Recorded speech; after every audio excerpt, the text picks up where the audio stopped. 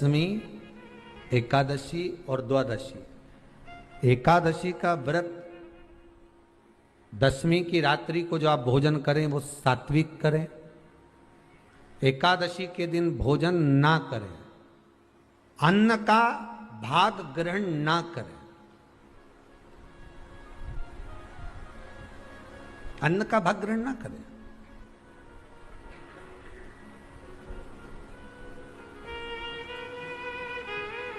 कितना सुंदर कहा है महाराज जी। यदि आपके यहां पर गौ माता है, आपके घर में अगर गौ माता विराज रही है, आपके घर में अगर गौ माता है, गाय की अगर आप सेवा कर रहे हैं, अच्छा कितना सुंदर लिखा है धेनु मानस में, गीता प्रेस गोरखपुर की गौ अंक को निकालकर पढ़िए कल्याण का, उसमें लिखा है ब्रह्म मुहूर्त में सुबह के समय पर गाय की पूंछ को पकड़कर या गाय की रस्सी को पकड़कर जो 2 कदम भी चल लेता है, उसके लिए भगवान विष्णु बैकुंठ का मार्ग और कुबेर का मार्ग प्रशस्त कर कर खोल देता। जरा पढ़िए, धेनु मानस को पढ़िए, गौ अंक पढ़िए, गीता प्रेस गोरखपुर का कल्याण का अंक निकाल कर पढ़िए कि गाय का मात्र रस्सी पकड़कर 2 कदम चलने वाले के लिए मार्ग प्रशस्त हो जाता है। एकादशी के दिन अगर आपका व्रत है तो आप भूलवश भी डब्बे में रखी हुई रोटी गाय को ना देते हुए कुछ थोड़ा सा फल, फलहार, कोई केला, कोई सेब, जो आप खाते हो, अंगूर, पपीता, जो आप ग्रहण कर रहे हो, उसका थोड़ा सा भाग आप गाय को प्रदान करो, आप गाय को दीजिए।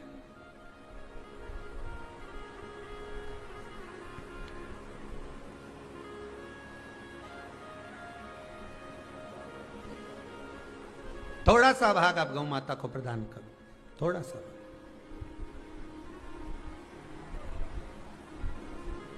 सारे व्रतों में केवल एक व्रत ऐसा होता है एकादशी का, जिसका उद्यापन पहली एकादशी पर भी कर सकते हो।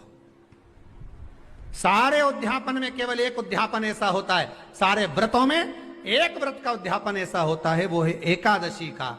ये जरूरी नहीं कि 26 पूरी होगी तभी तुम करोगे, या तो पहली में ही कर लो या फिर 26 पूरी हो तब कर। पर उद्यापन, अगर तुमको ऐसा लगे कि हाँ मैं अभी तो जीऊंगी हो, अभी तुम्हारा बाल भी धोला नहीं हुआ है, तुमको ऐसा लगे तो अभी तो मैं तो बढ़िया, तो फिर भले मत करो। पर एकादशी का नियम कह रहा है, एकादशी का यहां 18 नियम में से एक नियम कह रहा है कि एकादशी का उद्यापन पहली एकादशी पर भी हो सकता है, पहली पर भी कर सकता है, फिर तुम्हारा मन पड़े तब। क्यों? तो पहली पर करने से क्या फल मिलेगा?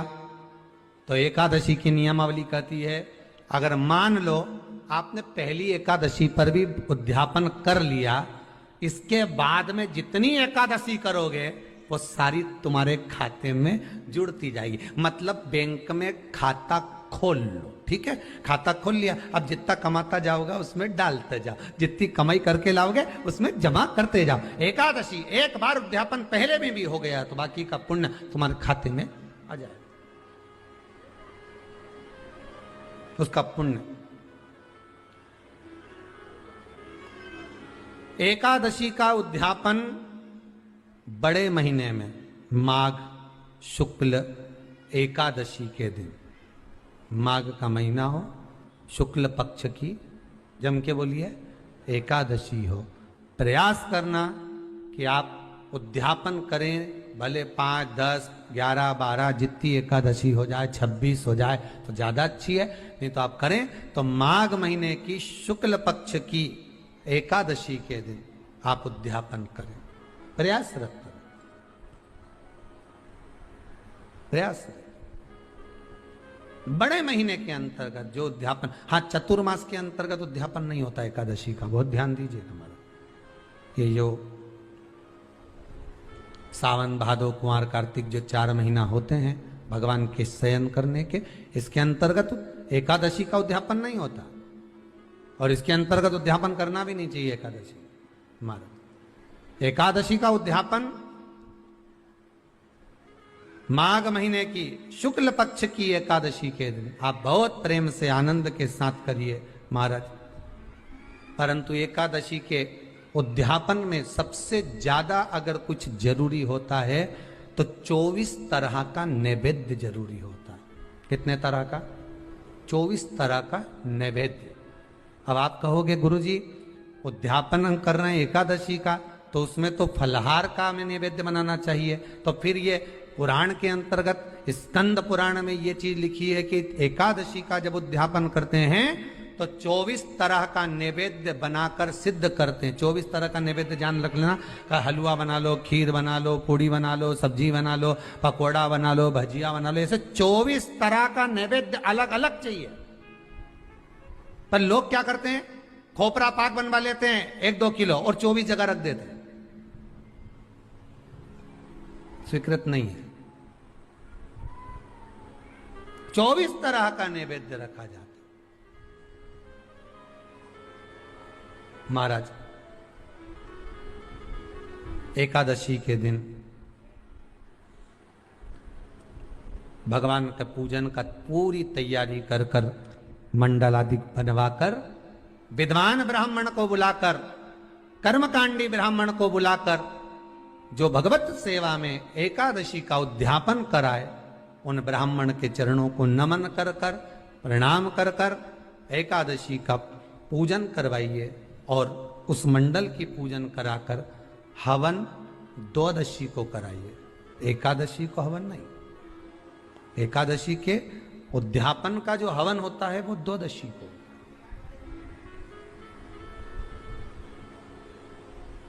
एकादशी का उद्यापन द्वादशी को बड़े प्रेम से आप खूब आनंद से हवन पूजन कराओ। पूजन कराने के बाद, हवन कराने के बाद 26 जोड़े ब्राह्मण ब्राह्मणी के बुलाकर भोजन कराकर उनको भाव से जो आप समर्पित कर सकते हो, जितनी आपकी सामर्थ्यता हो, उस सामर्थ्यता के अनुसार आप दान धर्म पुण्य करो, आप उन्हें प्रदान करो। और बन सके तो एकादशी की रात्रि को भी जागरण करें और द्वादशी के दिन जिस दिन हवन करें उसकी भी रात्रि को कुछ जागरण करें। जागरण का मतलब पहले भी कथा में कहा, प्रदोष की कथा में वर्णन किया था। हम ये नहीं कहते कि तुम पूरी रात जगो, हमारा तो निवेदन है 15 मिनट का करो, आधे घंटे का करो, 20 मिनट का करो, पर रात्रि के समय थोड़ी देर अगर एकादशी का उद्यापन कर रहे हो तो जागरण थोड़ी सी देर अवश्य करें। नहीं कर सकते अकेले बैठकर राम नाम जप ले, भजन कर ले, पर करो। कि नारी के मुख से अगर एक बार निकल जाए कि मेरी जिंदगी तुमसे विवाह कर कर बेकार हो गई, उस समय नारी का साथित्व समाप्त हो जाता है।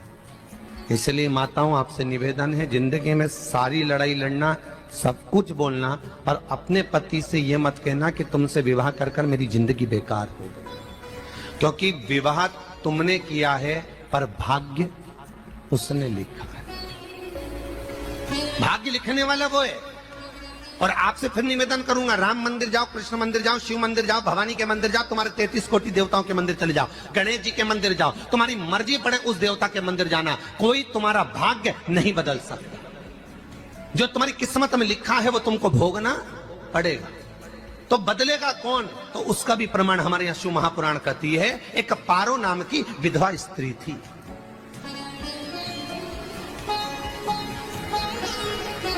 क्या नाम है उसका? नाम पारो। विधवा है, पति नहीं है, एक बेटा है।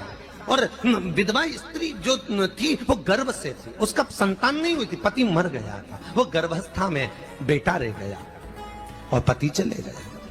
पारो बड़ी दुखी थी, भगवान का भजन करती बहुत, घर में कुछ भी नहीं था, जो व्यापारी जो धन था उसके पति का वो सब लोग खा गए। जब जैसे व्यक्ति जब तक जीवित है तब तक संसार उसका है, जैसे ही वो गया उसका सारा धन भी उसके साथ चला गया, व्यापार धन। रो पारो आंखों से अश्रु बहता है, नैनों से जल बहता है, नैनों से बिंदु बहता है। और पारो की आंखों से जब आंसू बह रहा है, अश्रु निकल रहा है, जल बह रहा है,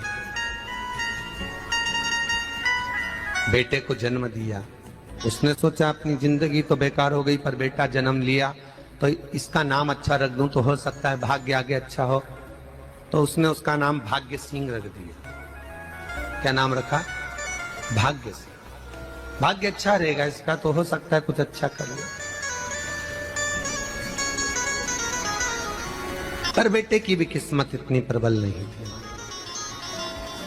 माँ जगह जगह बर्तन मांझ कर काम कर कर बच्चे का पालन कर ली। बच्चा थोड़ा बड़ा हुआ। माँ मेरे सारे मित्र सेठ हैं, अब मेरा ही किस्मत, मेरा ही भाग्य ऐसा क्यों है?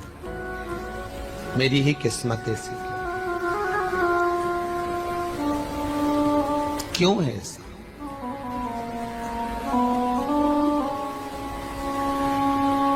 माँ मेरी किस्मत में इतना दुख क्यों लिखा है? माँ भोजन तक हमको समय पर नहीं मिलता, हमारा भाग्य ऐसा क्यों है? माँ हमारी किस्मत ऐसी क्यों है? माँ कहती है बेटा जो ललाट पर लिखा उसे कौन टाल सका। माँ बच्चों को समझाती है, माँ बच्चों को कहती है, धीरे धीरे समय निकलता है। माँ एक बार बता माँ, तू कहती है कि सब भगवान ने लिखा है भाग्य में, तो भगवान का मिलेगा मुझे बता दे। माँ बोलती है ऐसी कोई जगह नहीं जहाँ भगवान नहीं। वन में मिलेगा? हाँ मिलेगा। माँ का कहना मानकर भाग्य सिंह वन में चले गया और घने जंगल में भाग्य जब गया भाग्य सिंह, और घने जंगल में जब पहुंच गया, ढूंढते ढूंढते ढूंढते ढूंढते ढूंढते तो भी भगवान तो भगवान, भगवान की छाया तक नहीं मिली। भगवान की छाया तक। आंखों में जल भर गया, बेहोश होकर गिर गया। शाम का समय था, विष्णु और लक्ष्मी निकल कर जा रहे थे। लक्ष्मी और विष्णु जाते जाते उसको देखकर रूप बदल के उसके पास गए। बेटा आपका नाम क्या है? हमारा नाम भाग्य सिंह है। कहाँ जा रहे हो? भगवान से मिलना है हमको। क्या काम है तुम्हें भगवान से? भगवान से पूछना है कि मेरी किस्मत ऐसी क्यों बनाई, मेरी किस्मत में गरीबी क्यों लिखी, मेरे भाग्य में इतना दुख क्यों लिखा। मुझे भगवान से पूछना है कि मेरी किस्मत ऐसी क्यों बनाई, मेरी किस्मत में इतना दुख क्यों लिखा। इतनी तो भगवान बोले ये तो देखो भाग्य भाग्य की बात है, सबके भाग्य में अलग अलग होता है। नहीं नहीं मुझे भगवान से पूछना। तो हुआ क्या? मैं बहुत गरीब हूं, मैं बहुत दुखी हूं। भगवान से प्रार्थना है कि मुझे कुछ मेरी जिंदगी का अच्छा कार्य कर दीजिए। लक्ष्मी जी को दया आ गई, नारायण से बोले प्रभु इसको कुछ दे दो, थोड़ा सा इसके ऊपर कृपा कर दो। नारायण बोले इसके भाग्य में नहीं है लक्ष्मी, इसके भाग्य में नहीं है लक्ष्मी। लक्ष्मी मैं दे भी दूंगा तो इसकी किस्मत में नहीं है। लक्ष्मी कहती है आपका काम देने का है, आप तो दो। भगवान ने कहा लक्ष्मी नहीं है भाग्य में, तुम तो दे दो। लक्ष्मी जी के कहने पर नारायण ने उसको एक हीरे का हार दे दिया। ले ये ले हीरे का हार। वो प्रसन्न हो गया, हीरे का हार मिल गया। और हार लेकर वो चला, और चलते चलते उसने सोचा मेरी मम्मी को दूंगा, मेरी माता को दूंगा, माँ बड़ी प्रसन्न हो जाएगी। हीरे का हार लेकर जा रहा था। हार ले जाते उसको रास्ते में इतने में उसको तुरंत उसी समय पर कहीं सोचाधिक कर्म के लिए जाना पड़ा। उसने सोचा इस हार को इस पत्थर पर रख देता हूं, अभी आऊंगा वापिस इस हार को उठाकर घर लेकर चले जाऊंगा। और सोचाधिक कर्म के लिए वो चल दिया। गया, हाथ धोकर आया, इतने में चील उड़ती उड़ती आई, उसका हार लेकर चली गई। आके रोने लगा। माँ को जाकर कहा माँ किस्मत तो देख, इतना जोरदार हार मिला था हीरे का, पर भाग्य में नहीं था, नहीं मिला। इतने में वो रोता रोता तुरंत फिर भगवान के पास गया। रोता बिलखता फिर पहुंच गया वन के अंदर, फिर भगवान मिले। भगवान ने पूछा अब क्या हुआ? प्रभु मेरा हार तो वो हीरे का, मेरा हीरे का हार ले गई चील। भगवान बोले देख भैया हम तो तेरी किस्मत में था, वो कर दिया। अब आगे तू एक काम कर, ब्रह्मा जी से जाके मिल। ब्रह्मा जी कहाँ मिलेंगे? यहां से आगे जा, ब्रह्मा मिल गए। ब्रह्मा के पास गए। ब्रह्मा जी ने कहा क्या हुआ? ब्रह्मा जी मेरे भाग्य में गरीबी लिखी है, कुछ अच्छा कर दीजिए। ब्रह्मा जी कहते हैं तुम्हारा भाग्य में जो लिखा है वो तुम्हें भोगना पड़ेगा। नहीं नहीं आप कृपा करो। लक्ष्मी जी ने नारायण से कहा इसको कुछ कृपा कर दो। तो भगवान ब्रह्मा जी ने कहा चलो इसका भाग्य बदलने के लिए एक हीरे की अंगूठी दे देता हूं। भगवान ने उसको हीरे की अंगूठी दे दी।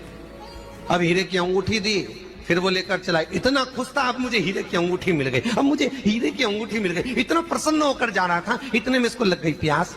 इसने सोचा पानी पी लूं। पानी पीने के लिए इसने मुंह को करा नीचे, जेब में रखी थी अंगूठी, वो पानी में लुढ़क गई, लुढ़कते से एक मछली निगल गई, अंगूठी भी हाथ से। देखिए, कोई कितना भी साथ दे दे, पर भाग्य में अगर सुख लिखा होगा तो वो अपने आप मिलेगा नहीं। फिर आया, फिर मां से कहा मां ऐसा हो। मां ने कहा चल जाने दे, तू रोज रोज बहाना बना के चले जाता है, दिन भर इधर उधर घूमता रहता है, शाम को आता है और बहाने बना के कहां की स्टोरी सुनाता रहता है, ना जाने कहां की कहानियां सुनाता रहता है। चल काम पे जा, कुछ काम कर तो भाग्य बदलेगा। नहीं नहीं मां, मैं सत्य बोल रहा हूं, नहीं माना। फिर चले गया। नारायण ने कहा एक काम करो, अब तुम शंकर जी के पास जाओ। शिव जी के पास गए, भोलेनाथ जी ने उसको हीरे की पोटली दे दी। वो हीरे की पोटली ले जाकर अब की बार सोचा कहीं रुकूंगा ही नहीं, सीधे घर गया, मम्मी को याद करा, माँ नहीं थी। उसने एक लोटे के अंदर हीरे रख दिए, मैं माता को ढूंढ के आता हूँ। माँ को ढूंढने गए, इसमें चोर घुस गए घर के अंदर, लोटा ही ले गए। फिर आके देखा, फिर माँ ने कहा, फिर बहाने बनाया तूने, फिर स्टोरी सुने, फिर कहानी सुने। माँ मैं सत्य कह रहा हूं, सत्य कह रहा हूं। आखिरी में हार गया। फिर भगवान विष्णु और ब्रह्मा ने एक ही बात कही, तू शंकर के मंदिर की चौखट पर जा, वहां क्या करना पड़ेगा मुझे, कुछ मत करना, केवल उसकी चौखट पर जाकर उसका दीदार करना, उसका दर्शन करना। उससे क्या होगा? भगवान विष्णु और ब्रह्मा कहते हैं 33 कोटि देवताओं के पास जाएगा तो कुछ नहीं होने वाला, पर शंकर के दरवाजे पर भाग्य देवी रोज प्रतिदिन झाड़ू लगाती है। कौन झाड़ू लगाती है? भाग्य देवी। आपसे निवेदन है, बहुत सुंदर कथा है, इससे समझना कि विष्णु ब्रह्मा राम कृष्ण आदि 33 कोटि देवताओं के पास तुम चले जाओ, कोई तुम्हारा भाग्य नहीं बदल सकता। हाँ, अगर भाग्य देवी का तुम स्मरण करो, किसी मंदिर में जाना तो ये भगवान से कहना भगवान लक्ष्मी दो, भगवान से लक्ष्मी मत मांगना, भगवान से कहना मेरा भाग्य ऐसा कर दो, या भाग्य देवी की कृपा मुझ पर बरसा दो जिससे मेरा भाग्य बदल जाए, कुछ अच्छा हो जाए मेरी जिंदगी में। तो जाके शंकर के मंदिर के बाहर खड़े हो, भाग्य देवी मां झाड़ू लगाती है, भाग्य देवी उनकी चौखट पर बैठी रहती, तू जा। उससे क्या होगा? बस देवता तो तेरी जिंदगी बदलने के लिए कब से इंतजार कर रहे हैं, पर तेरा भाग्य नहीं बदल पा रहा। तेरा भाग्य बदलेगी तो भाग्य देवी ही बदलेगी। गया, शिव मंदिर के दरवाजे पर जाकर खड़ा हो जाता, भीड़ होती तो दरवाजे से दर्शन कर लेता, बाबा से नयन मिलाता, रोज प्रतिदिन जाता। एक दिन शंकर जी ने भाग्य देवी से कहा, देवी इसका भाग्य बदल दो। देवी कहती है, भोलेनाथ इसकी किस्मत में ब्रह्मा जी ने यही लिखा है दुख, इसकी किस्मत में ठोकरें खाना ही लिखा है। भाग्य देवी तुम मेरे दरवाजे की झाड़ू लगाती हो, आज इसके भाग्य की झाड़ू लगाई। भाग्य देवी ने कहा, भोलेनाथ आप कह रहे हो? हाँ मैं कह रहा हूं, क्योंकि मेरे दरवाजे पर इतने दिन से रोज आ रहा है और मेरे दरवाजे से खाली चले जाए अच्छा नहीं लगता। भाग्य देवी ने भाग्य बदला, एक सोने का सिक्का झाड़ू लगाते लगाते दरवाजे पर पटक दिया। उस सोने के सिक्के को लेकर वो चला और सोने के सिक्के को ले जाकर उसने माता को दिया। अब भाग्य कैसे बदलता है वो देखिए। सोने का सिक्का लेकर गया और तुरंत वो सोने का सिक्का घर में पहुंचा, रात से ठाठ हो गया, बेचकर भोजन की व्यवस्था करी। एक दिन मां ने सोचा कुछ ऐसा करूं कि मैं मछली का व्यापार करूं, और मछली खरीदने के लिए गई। और मछली खरीदने के लिए गई, जो मछली मिली दे तो दी व्यापारी ने, परंतु घर लाते लाते वो मर गई। मरा तो काटा तो इसमें से हीरे की अंगूठी मिल गई। अंगूठी तो मिली, इतने में मां ने कहा देखो भगवान ने बड़ी कृपा करी, हीरे की अंगूठी मिली। बेटे ने कहा ये मेरी ही अंगूठी है, मछली निगल गई थी। मां ने कहा बेटा जाओ, थोड़ा आज ब्राह्मण भोजन करने आएंगे, थोड़ी लकड़ी काट कर लिया। बेटा लकड़ी काटने गया, एक पेड़ पर, सूखे पेड़ पर चढ़ा लकड़ी काटने के लिए। काटते काटते उसको पेड़ की डाली पे एक हार टंगा हुआ दिख गया। वो हार वही था जो हीरे का चील लेकर गई थी। वो हार प्राप्त हो गया। आते आते रास्ते में प्यास लगी, सोचा कहीं एक आध बर्तन मिल जाए पड़ा हुआ, तो लोटा पड़ा हुआ मिल गया जिसमें हीरे पड़े हुए थे। जब भाग्य चलता है तो सारी रास्ते अपने आप खुलते खुलते खुलते खुलते चले जाते हैं। जब भाग्य नहीं चलता तो चाहे कोई हीरा दे दे, चाहे कोई सोना चांदी दे दे, चाहे कोई फैक्ट्री खुलवा के दे दे, तो भी कुछ दिन में ठप्प हो जाए। भाग्य चलेगा तो धन आएगा, भाग्य नहीं होगा नहीं। तो भी कुछ मत करो, क्या करना है बोलो तो। जब भाग्य अगर दिक्कत दे तो कहीं जाने की जरूरत नहीं है, एक ही काम करना है, शंकर के दरवाजे पर जाकर उसका दीदार करना। जब लगे आपको कि दरिद्रता बहुत ज्यादा है, किराया तक नहीं है, मैं